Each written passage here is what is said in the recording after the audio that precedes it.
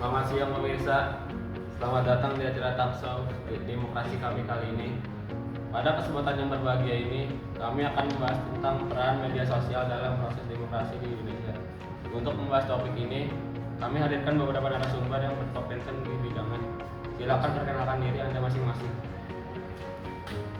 Terima kasih MC. Selamat siang semuanya. Perkenalkan, nama saya Muhammad Iksan. Saya sebagai moderator di sini.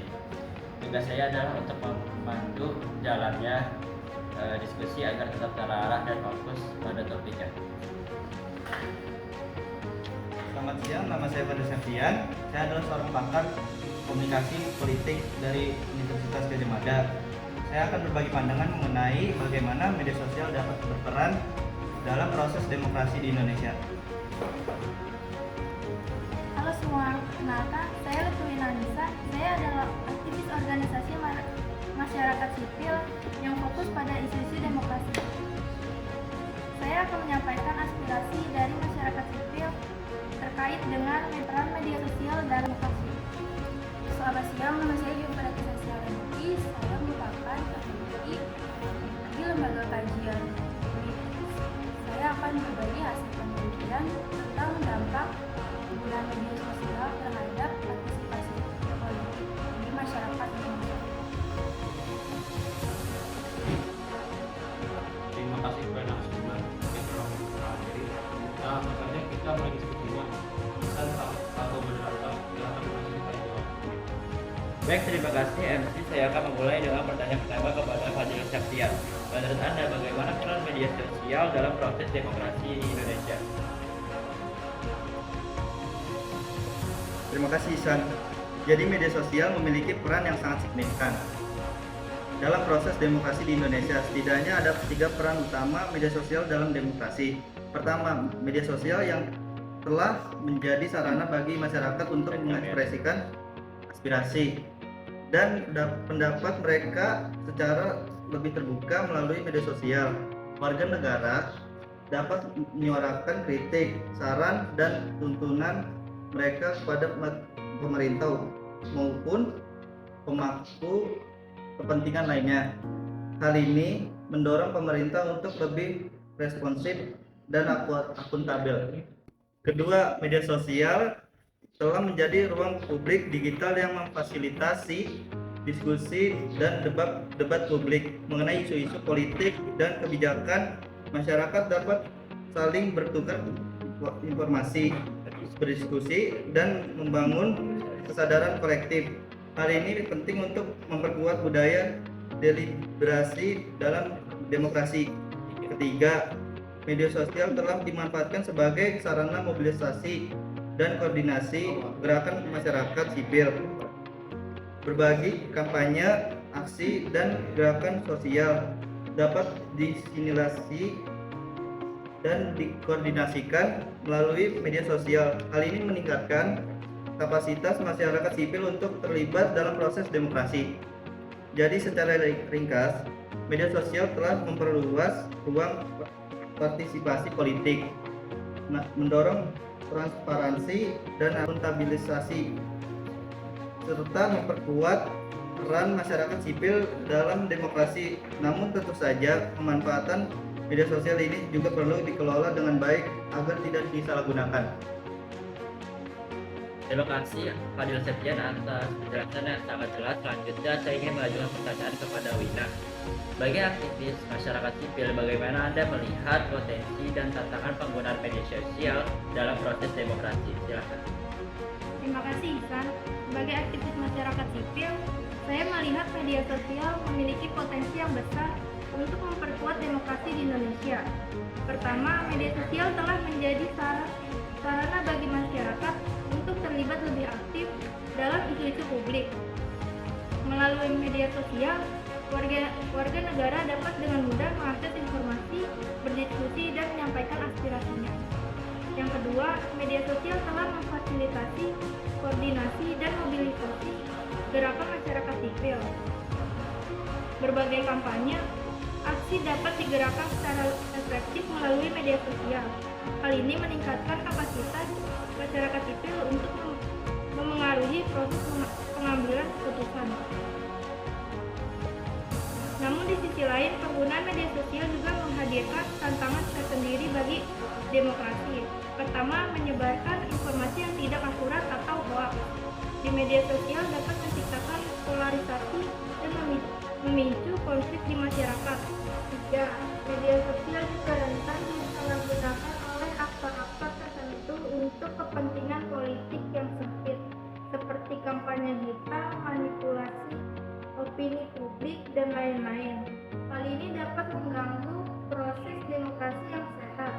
Oleh karena itu, selain memanfaatkan potensi media sosial, kita juga perlu memperkuat literasi digital masyarakat dan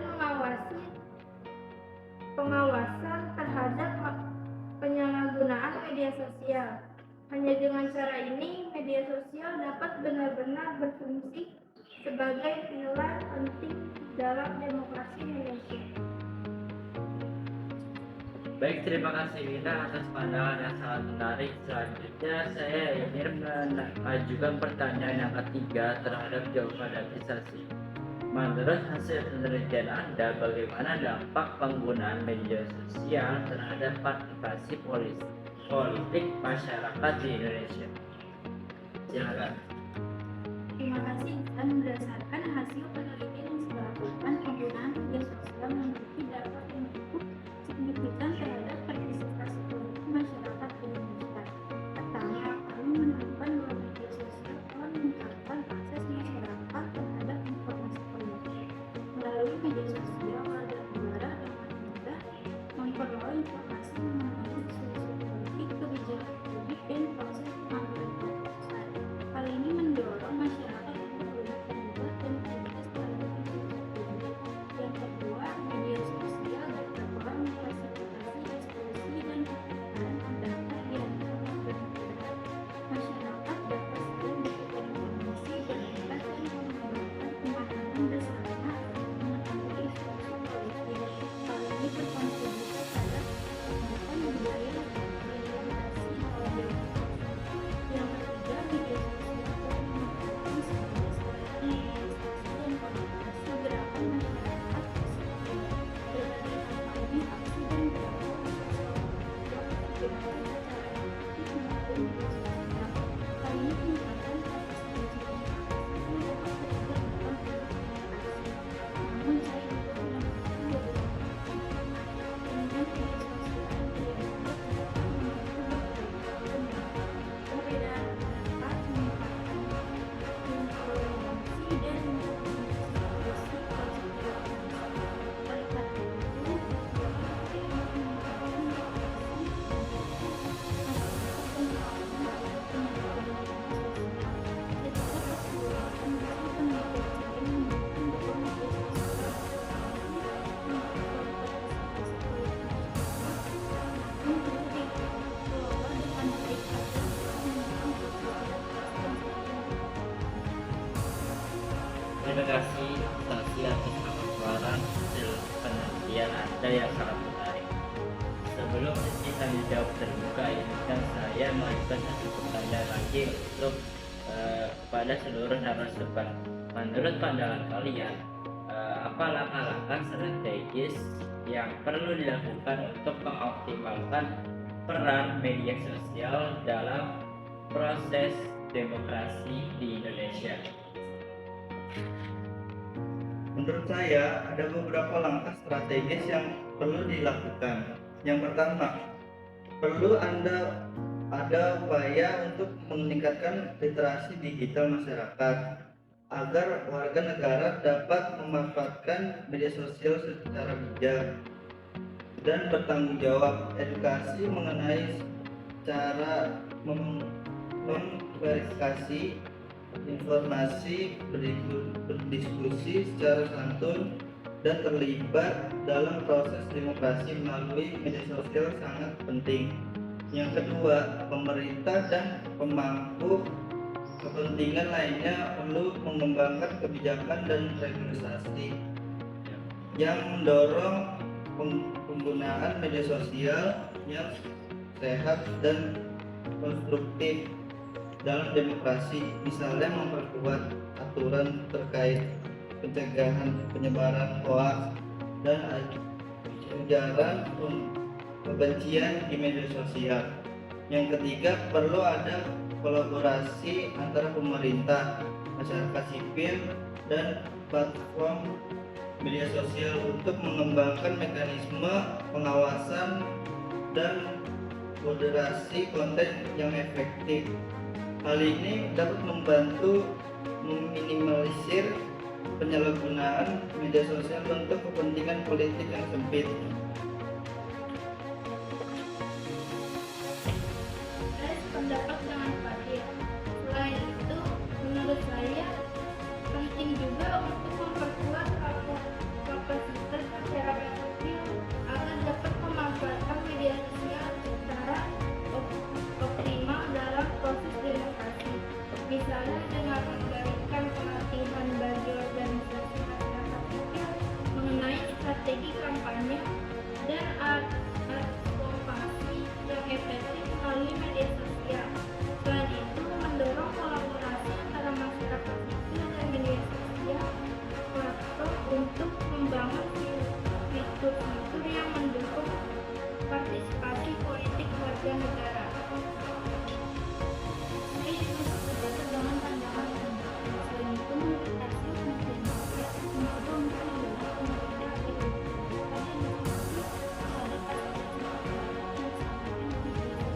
pada pemerintah perlu menggunakan mekanisme yang memberikan penyelenggara untuk menggunakan masukan dan melalui media sosial.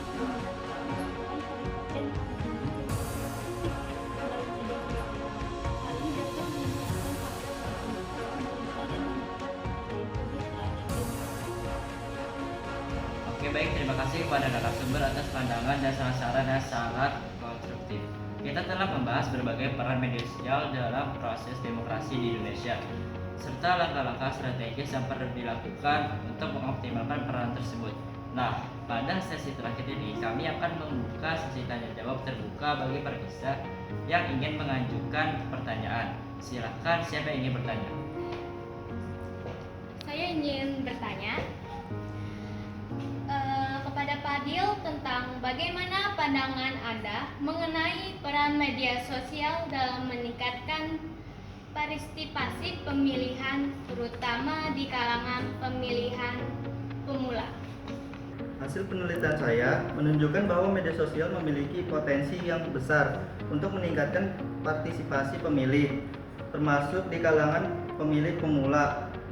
Melalui media sosial, informasi terkait proses pemilu, profil calon, dan isu-isu politik dapat dengan mudah diakses oleh pemilih.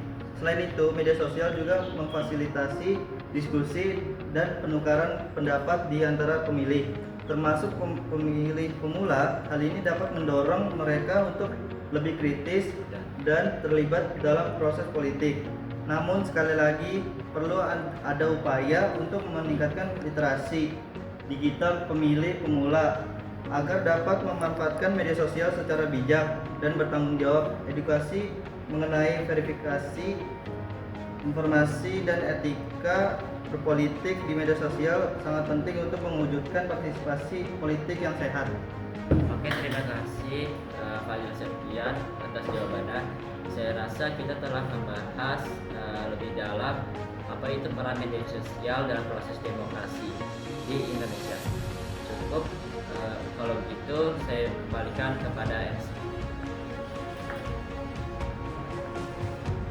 Terima kasih kepada seluruh narasumber dan pemirsa yang telah berpartisipasi dalam dialog demokrasi kali ini. Kita telah membahas peran media sosial dalam proses demokrasi di Indonesia dari berbagai perspektif. Semoga diskusi ini dapat memberikan wawasan dan inspirasi bagi kita semua untuk terus memperkuat demokrasi di Indonesia. Sekali lagi, terima kasih atas partisipasinya. Sampai jumpa di acara berikutnya. Selamat siang. Berdasarkan materi yang telah kita lakukan, dapat disimpulkan bahwa media sosial memiliki peran yang sangat signifikan dalam mendukung proses demokrasi Indonesia. Setidaknya ada 3 peran utama media sosial dalam demokrasi. 1. Memperluas ruang partisipasi politik bagi warga negara untuk menyuarakan aspirasi, berdiskusi, dan terlibat dalam isu-isu politik. 2. Mendorong transparansi dan akuntabilitas pemerintah melalui pengawasan dan kritik publik yang disampaikan melalui media sosial. 3. Memperkuat kapasitas masyarakat sipil untuk mengkoordinasikan gerakan kampanye dan advokasi terkait isu-isu demokratisasi. Namun, penggunaan media sosial juga menghadirkan tantangan seperti penyebaran hoaks, polarisasi, dan potensi penyalahgunaan untuk kepentingan politik yang sempit. Oleh karena itu, diperlukan upaya bersama antara pemerintah, masyarakat sipil, dan platform media sosial untuk memaksimalkan peran media sosial dalam mendukung demokrasi yang sehat dan berkelanjutan di Indonesia. Terima kasih.